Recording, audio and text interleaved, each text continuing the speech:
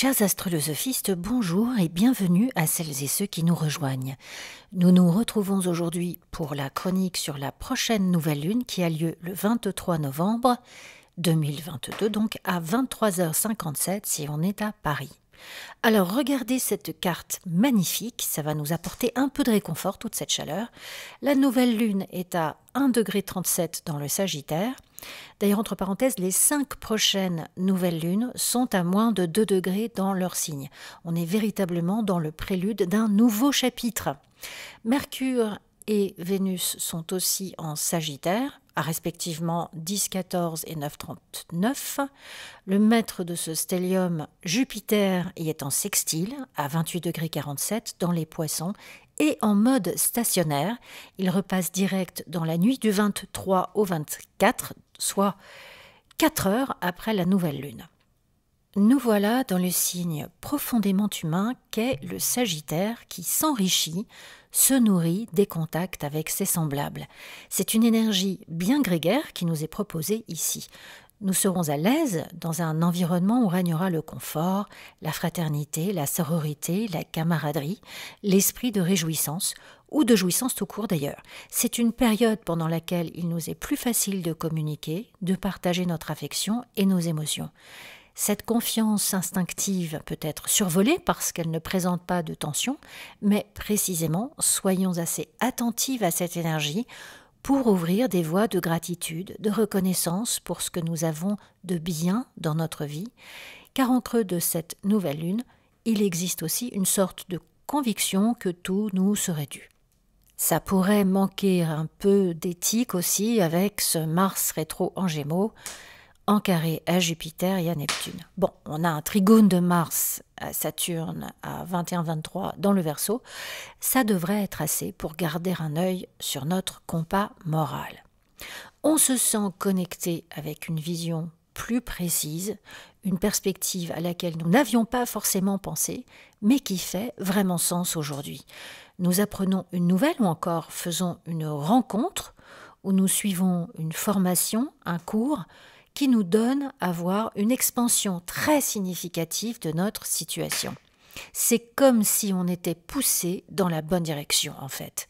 Cette nouvelle lune vient renforcer, étayer quelque chose que nous avions déjà essayé ou commencé fin mai 2022 lorsque Jupiter était à 2 degrés du Bélier. Aujourd'hui c'est plus concret, ou alors c'est plus compréhensible. Là où a lieu la nouvelle lune dans notre thème, on se sent revigoré pour s'attaquer aux questions de notre indépendance, de notre autonomie.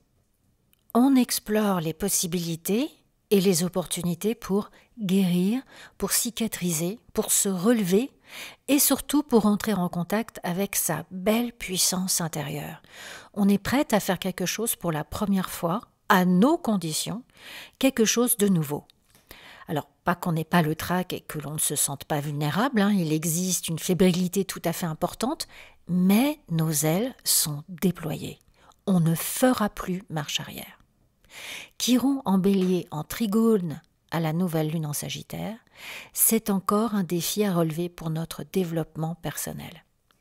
Chiron et Jupiter Zeus ont une synergie très particulière. Zeus règne sur l'Olympe où la lumière est éternelle et Chiron vit dans une grotte en contrebas et devant laquelle poussent et abondent toutes les plantes médicinales de l'univers.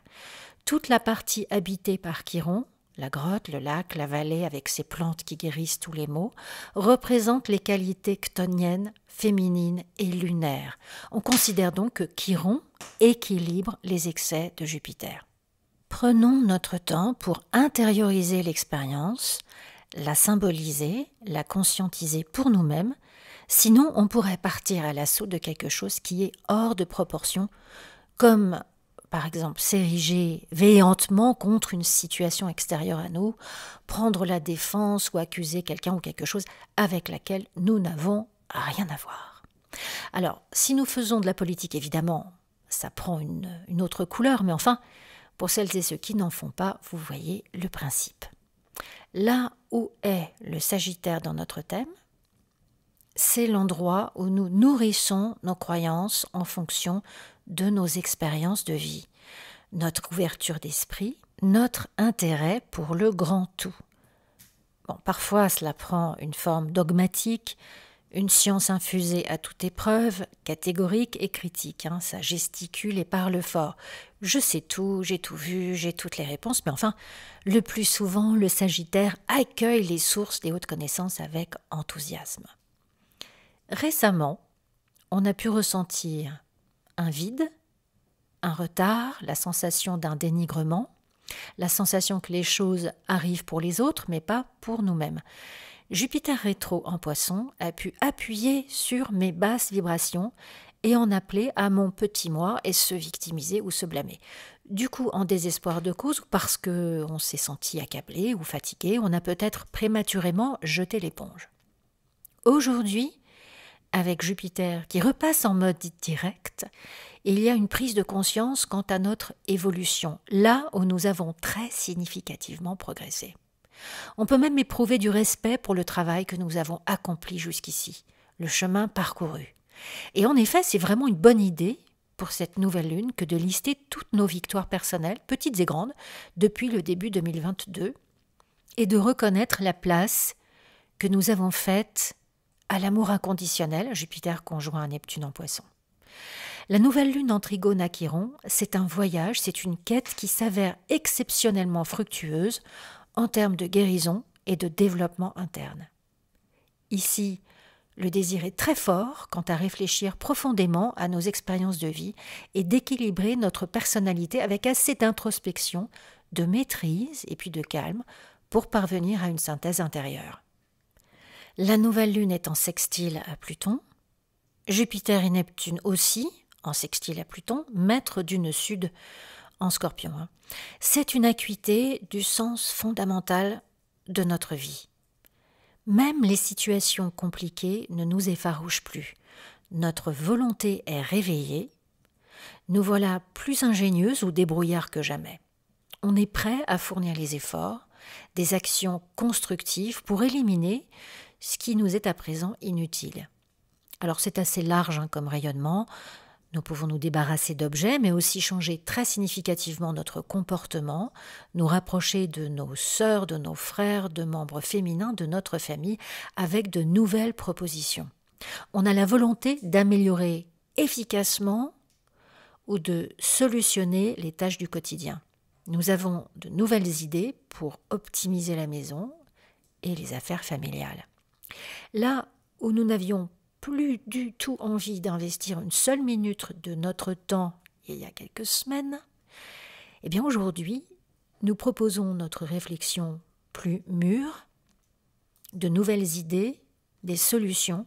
Nous allons au contact avec certainement plus d'assurance, mais aussi plus de pédagogie. Alors Mercure et Vénus en Sagittaire sont en sesquille carré à Pluton. Donc il y a encore l'indice de quelque chose qui est du domaine du secret, de la suspicion. Alors c'est peut-être que nous ne pouvons pas encore tout dévoiler et c'est pas plus mal. Nous pouvons faire l'expérience de désagréments aussi dans nos déplacements. Alors l'idée c'est de ne pas s'aventurer dans des lieux que l'on ne connaît pas du tout. Ou alors évidemment avec notre GPS et toutes les aides aujourd'hui technologiques. On doit peut-être aussi changer quelque chose dans son régime, réviser son hygiène de vie. De nouvelles méthodes sont nécessaires et peuvent nous être imposées dans notre environnement professionnel. Notre point de vue doit s'adapter à ces nouvelles situations. Et ce peut être une période de transition où justement notre première réaction sera de s'accrocher à des branches pourtant totalement mortes. Donc soyons attentifs à ces automatismes pour ne pas y céder trop de notre énergie. De toute façon, Jupiter conjoint Neptune en Poisson marque l'effet très perceptible d'un détachement en ce qui concerne nos attentes. On est davantage dans l'enthousiasme du voyage pour le voyage que la destination. C'est aussi une période tout à fait remarquable pour comprendre des aspects de notre inconscient. Nos capacités intuitives nourrissent un éveil spirituel. Nous pouvons recevoir une aide précieuse d'un guide ou alors une retraite qui s'avère extrêmement fructueuse, ou encore un pèlerinage, ou alors nous sommes celle ou celui qui guide autrui à travers notre savoir-faire. Si on est un artiste, cette période, quel que soit le médium, c'est une période extraordinaire pour la créativité. Nos antennes clignotent et perçoivent lumière, images, musique, mots, poésie. N'hésitez pas à vous mettre à l'ouvrage pour partager les merveilles qui font sens pour vous. Enfin, cette nouvelle lune peut nous placer sur le chemin d'un nouvel amour, d'un nouvel idéal, d'une rencontre aussi inspirante qu'enthousiasmante. Alors regardons là où est le Sagittaire, dans quelle maison dans notre thème pour situer le domaine de l'influence de cette magnifique nouvelle lune. Voilà, chers astrolosophistes, cette chronique est à présent terminée. Pour un travail sur votre thème, sur vos transits, une révolution solaire si c'est votre anniversaire, ou encore une synastrie, je vous invite à prendre rendez-vous sur notre site astrolosophie.com ou à l'adresse qui s'affiche à l'écran astrolosophiecafé@gmail.com. Je vous souhaite une très très belle nouvelle lune et je vous dis à bientôt sur Astrolosophie.